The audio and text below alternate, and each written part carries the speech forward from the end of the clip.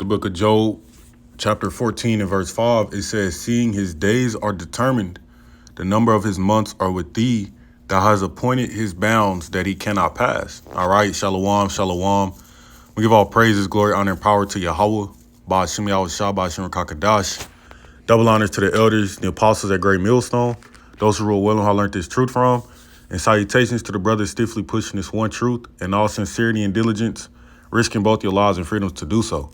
All right, shalom to the rest of the elect as we all await the second Exodus coming quickly by the hands of Lord Yahweh. This your brother Chagabar. Okay, I want to do this brief lesson going into the fact that Esau knows that his time is up. Okay, Esau knows his time is short. All right, and that his time is pretty much up, man. All right, and that's why, I played this video for you, which is very, inspiring. The fact that, we can use this AI, to get creative, all right, and ultimately depict true Bible art. Okay, you see I advise you to subscribe to this brother's TikTok channel, because there's a lot of nice visuals that he puts out, okay, and ultimately showing you, hey, this is true Bible history. This is true Bible art depicted here, man. Okay, the so-called UFOs or UAPs or chariots, and that's what everybody's talking about right now is World War III and, these chariots all over the news, man, and we're in them times to where, Esau knows that his time is short. That's why scriptures say the devil, okay, has come down unto you having great wrath because he knoweth he had but a short time. Okay, and that's the key. He knows he has a short time, man, and that's the similar thing that happened to King Belshazzar. All right. Which I'm gonna grab the account. Daniel had to interpret what the writing he had seen. Okay, the writing he had seen on the wall, which pretty much went into the time that his kingdom was up. Okay, the time for his kingdom was up. So it ain't no different for Esau, man. We don't know what exactly the Heavenly Father may have showed this devil. They opening portals. They got CERN. We hear different things, but we don't fully know what these devils have seen or heard as far as Yahweh Ba'ashem Yahushua telling them, hey, man, your time is up. And that's why they moving so quickly and sloppily, because they got to hurry up and get this beast system underway, man. They got to hurry up and do it. Lord's willing next year, under Trump, Elon Musk being appointed, the new border jar. If Trump gets in office, Lord willing, hey, they going ahead and finish the deal up, man. The final season of America, hey, wrap it up. Okay, America, the final season, man. So, to open up with Job 14 and 5, it says, seeing his days are determined, the number of his months are with thee, thou hast appointed his bounds that he cannot pass. And that's the thing, man. Everybody ultimately has an expiration date, if you will. We know there's no such thing as death, but you reach the end of your journey here on earth, man. And you got to go to sleep, come back down through the process of reincarnation. But ultimately for Esau's kingdom, it's reaching its expiration. It's reaching its expiration, man.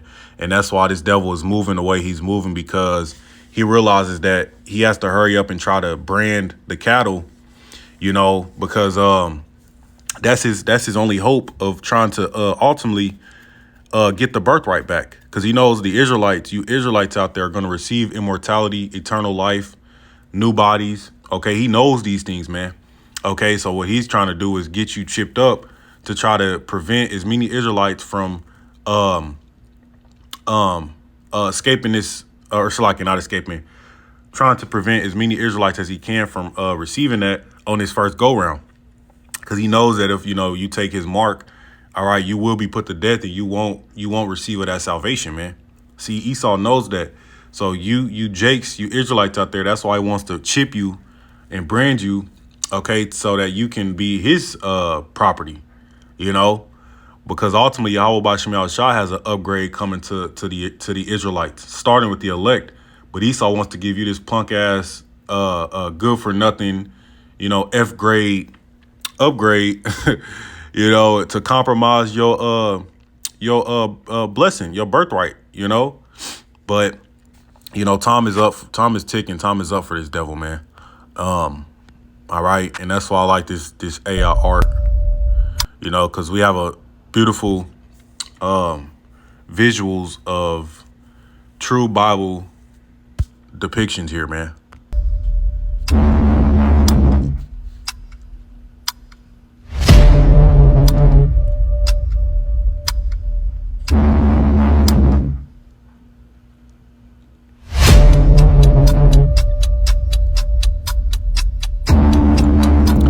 And what's tearing Esau's kingdom down is Yahweh Bashim Yahushua setting up the men of the Lord, okay? And we had the spiritual power, the fire to be able to break these scriptures down, man, to prophesy the end of this man's rulership.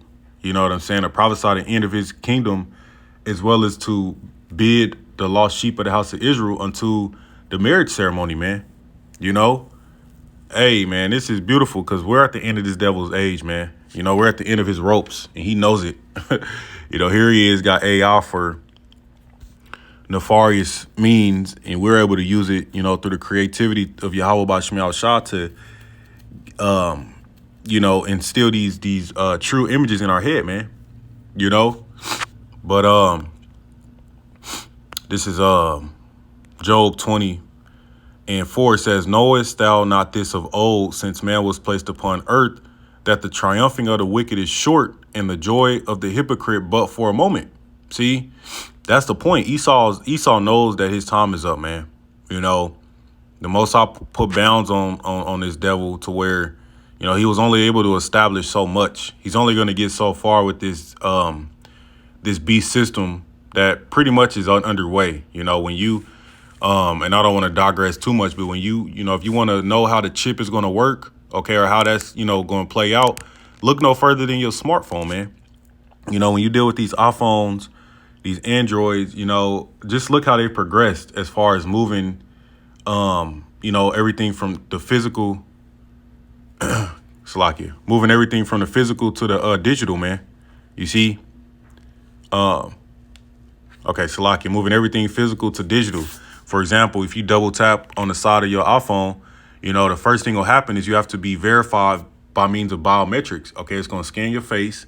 So step one is the biometrics, okay, which goes into the chip being in your hand or your forehead, you know, and then once you're verified and authenticated, you know, now you have access to your credit cards, your ID, your insurance, your health information.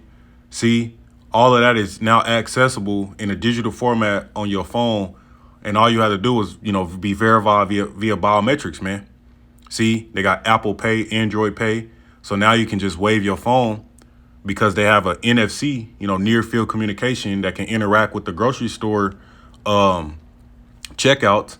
And you just wave your phone and pay. You don't need none of that physical shit, man. See? So what's the next step is ultimately to condense this smartphone, if you will, and put it in your hand or your forehead, man. See, that's the prophecy. No man might buy nor sell save he that had that mark. See? So if you want to wondering how it's going to look, this is it, man. You know, it's crazy because they've gradually been just integrating it into society to where people don't even realize it. It's like we're this close, man. You know, look no further than your fucking your damn phone in your hand, man. You know, you don't need to take all these documentation, these physical cards, this and that. Everything can be condensed digitally, stored right there on your phone and accessible. And all you got to do is just verify yourself via biometrics, man.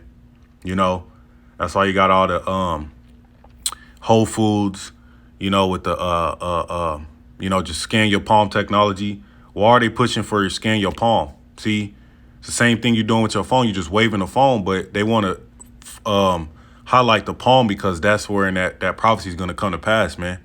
Right? When they put this technology into you. That's the next step. The final season of this shit, man. You know, the writing is on the wall. As a matter of fact, since I said that, the writing is on the wall, you know, that's literally what happened to King Belshazzar, okay, when it was at the end of his kingdom was being given to the Medes and the Persians, okay, which is ultimately what's happening to Esau. This kingdom is being taken from him and being given to the Israelites, man. But let's just jump to the point. This is Daniel 5. Let's just go ahead and jump to the point. I'm going to start at verse 5. It says, "In the same hour came forth fingers of a man's hand and wrote over against the candlestick upon the plaster of the wall of the king's palace. And the king saw the part of the hand that wrote. The king's countenance was changed, and his thoughts troubled him, so that the joints of his loins were loosed, and his knees smote one against another. So he was frightened. The king cried aloud to bring in the astrologers, the Chaldeans, and the soothsayers. And the king spake and said to the wise men of Babylon, whoever shall read this writing and show me the interpretation thereof shall be clothed with a scarlet and have a chain of gold about his neck, and shall be the third ruler in the kingdom.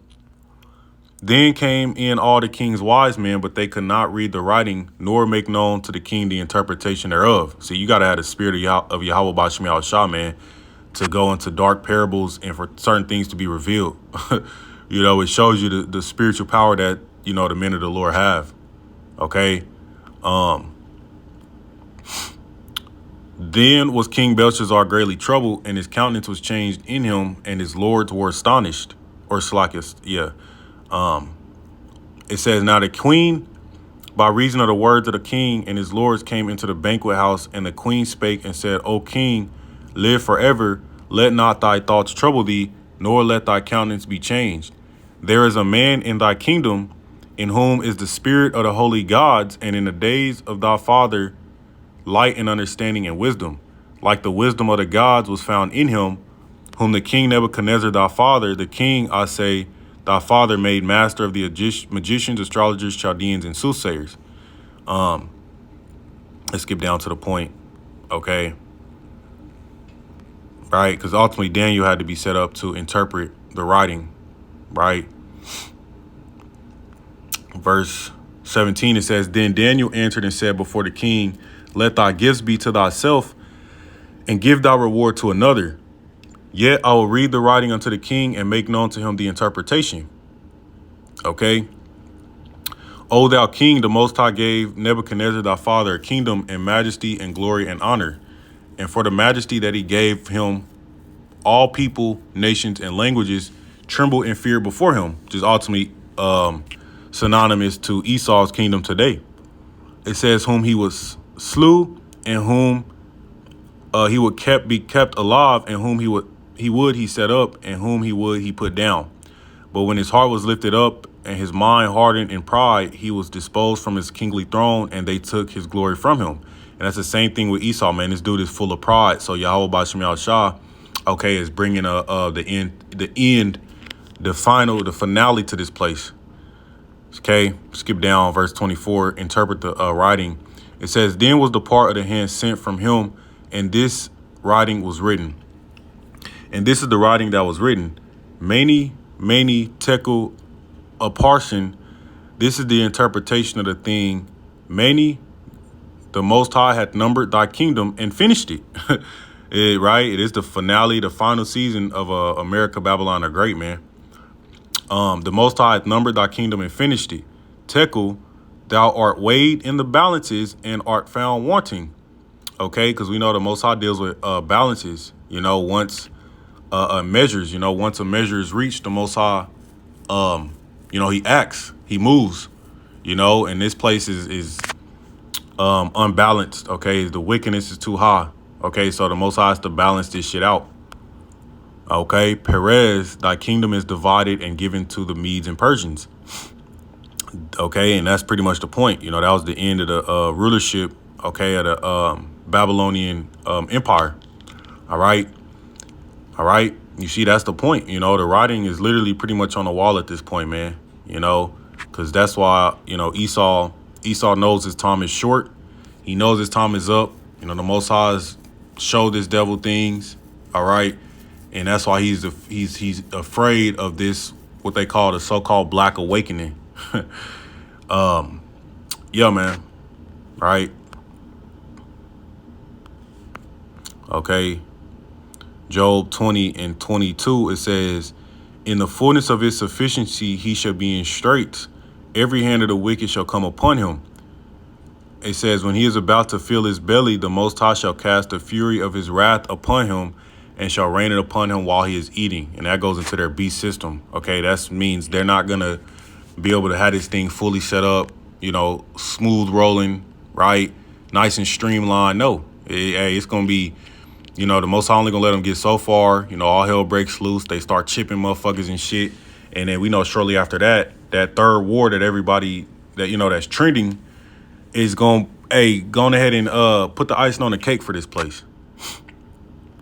It says here, and it tells you that. It says, he shall flee from the iron weapon, and a bow of steel shall strike him through. Yeah, them missiles. It says, it is drawn and cometh out of the body. Yea, the glittering sword cometh out of his gall. Terrors are upon him. Yeah, that glittering sword, man. See, so that's, man, we at the finale, the final season of this dude's really shit, So we in beautiful times, man. But that's pretty much the point. We give all praises to Yahweh Bashim Shah, DTAY Baba Ball. Shalom.